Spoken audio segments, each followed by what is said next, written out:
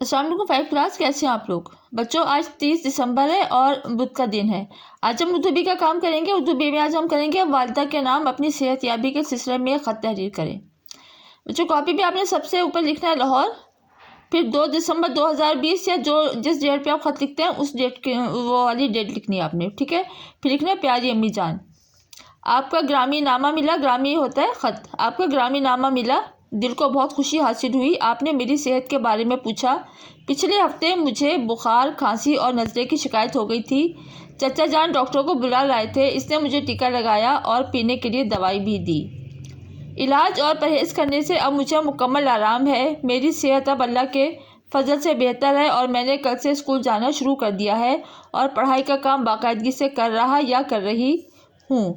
آپ کسی قسم کی فکر نہ کریں، بس دعا میں یاد رکھیے گا۔ چچا جان اور چچی جان کی طرف سے سلام، آپ کی پیاری بیٹی یا آپ کا پیارا بیٹا۔